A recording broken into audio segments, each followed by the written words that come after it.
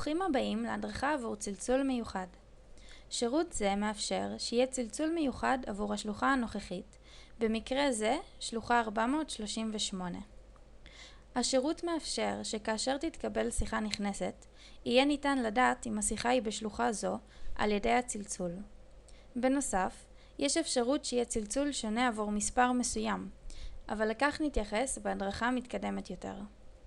בכדי להפעיל את השירות, ניכנס לתפריט שירותים נוספים ותכונות, ונבחר באפשרות שירותים מבוססי שיחה מזוהה. נבחר כתובת מספר כלשהי כדי להפעיל עבור כל שיחה נכנסת. בתפריט בצד שמאל, נבחר בשירות הרצוי צלצול מיוחד.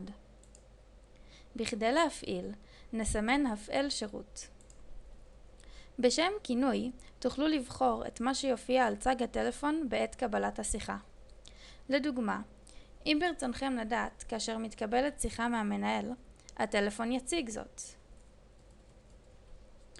אמנם, נזכיר כי במקרה זה הצלצול הוא עבור כל השיחות הנכנסות, ולכן לא נמלא קופסה זו.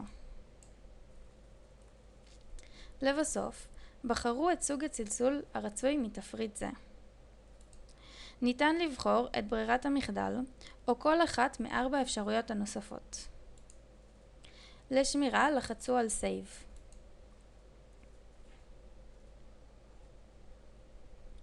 נחזור לתפריט הראשי על ידי לחיצה על Back ונבדוק שהשירות אכן הופעל.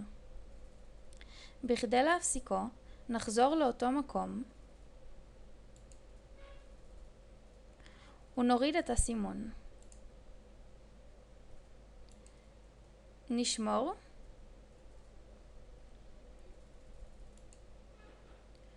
וכעת ניתן לראות שהשירות מופסק. תודה ובהצלחה.